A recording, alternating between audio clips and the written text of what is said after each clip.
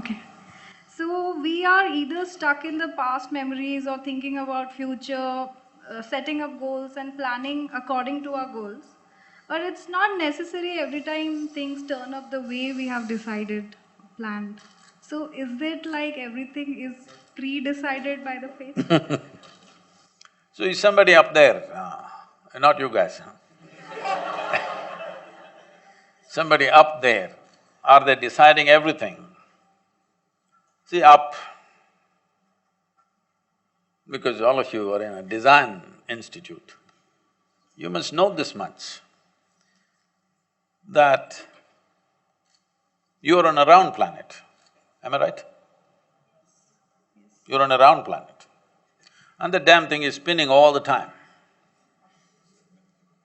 So if you look up, invariably you're looking up in the wrong direction.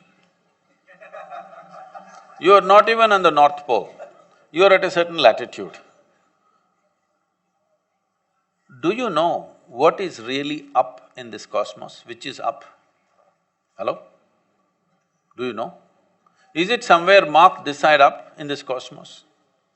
So you don't even know which is up, but you know who is up. This is really dangerous, you know. You don't even know what is up, but you know who is up. You not only know him, you know his name, you know his wife's name, how many children he has, what he likes for his birthday, you know it all, but you don't know a thing about yourself. So, this thing about destiny is somebody up there deciding everything. Too much has been said about it. Even I don't know if it is, we call this Kili Shastra. Do you have this, the parrots tell the future? You have it in Gujarat? Huh? Some green parakeet will tell the future. See, if a bird can tell your future, you must be bird-brained, huh? Hello? If a bird can tell your future, there must be something wrong with your brain, isn't it? In this culture, forever we told you, your life is your karma. Karma means doing, action. When we say your life is your karma, what it means is your life is your making, 100%. There is no idea of the God in this culture. All the people whom you worship are people who walk this planet or who walk this geography at some point of time.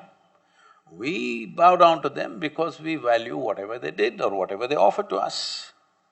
But there is no idea of the God. Even those people went through all kinds of trials and tribulations, even their life did not unfold the way they wanted. Yes or no? See, Rama is still having real estate issues.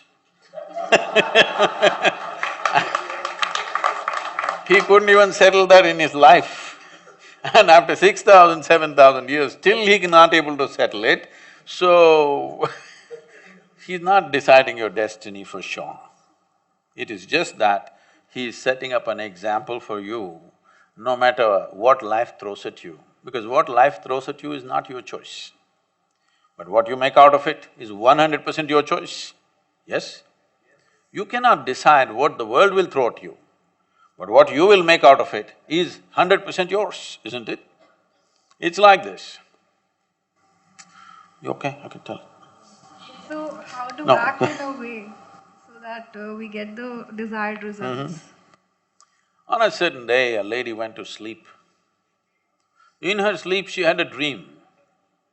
In her dream, she saw a hunk of a man standing there and staring at her. Then he started coming closer and closer and closer. He came so close, she could even feel his breath. She trembled, not in fear. Then she asked, "What will you do to me?" The man said, "Well, lady, it's your dream, huh?"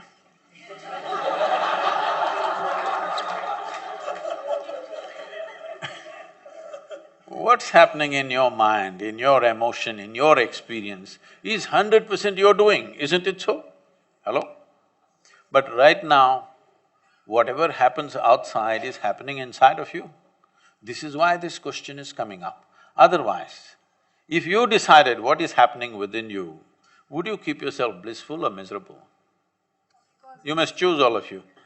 If if your thought and emotion happen just the way you want it. Would you keep yourself blissful or miserable?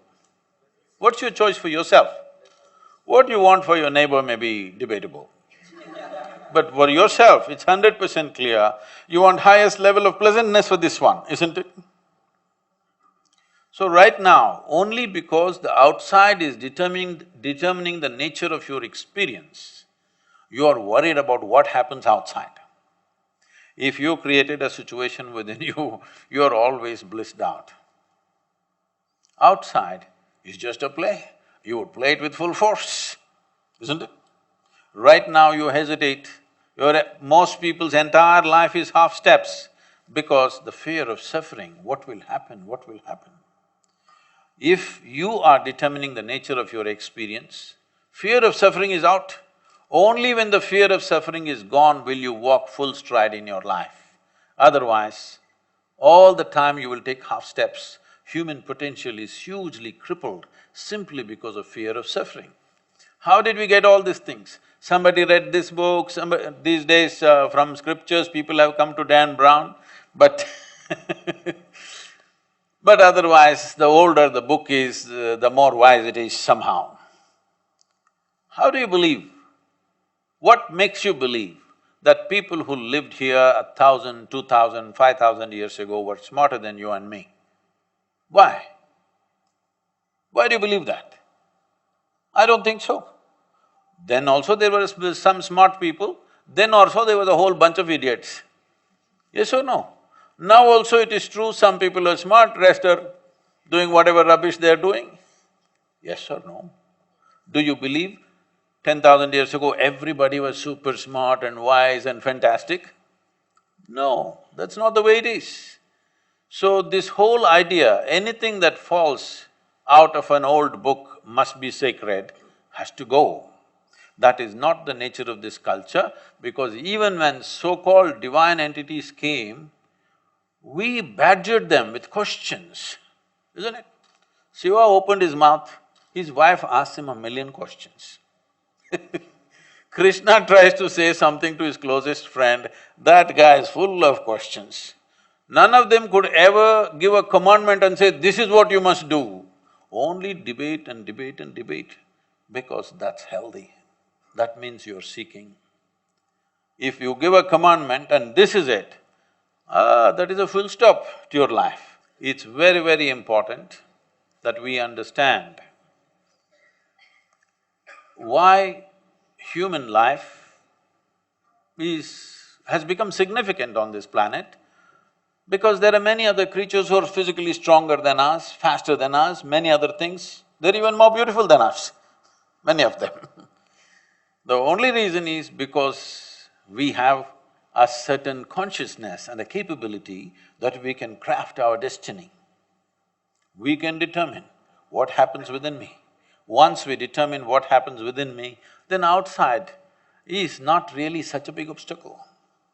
Right now the biggest problem is, everything that happens outside either gives me pleasure or hurts me. Now this is a crippling process. This one thing you fix, that what happens within you is determined only by you, nobody else but you. If this one thing happens to you, you will see, you will be the master of your destiny. If you take charge of your body, if you have some mastery over your body, 15 to 20% of your life and destiny will be in your hands. If you have some mastery over your mind, 50 to 60% of your life and destiny will be in your hands. If you get mastery over your fundamental life energies, 100% of your life and destiny will be in your hands.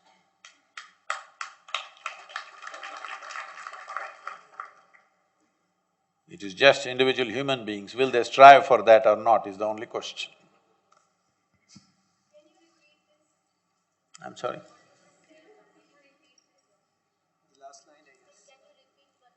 What I just said?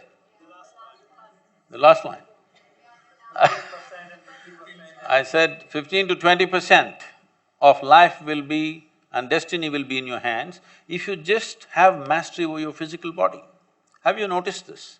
Somebody who is physically very competent takes charge of things effortlessly, but their mastery over their life will be only 15–20%. If you have mastery over your thought and emotion, 50 to 60% of your life and destiny will be in your hands. But if you take charge of the fundamental life process within you, 100% of your life and destiny will be in your hands. So Sadhguru, your example on Rama brought me to this question. So,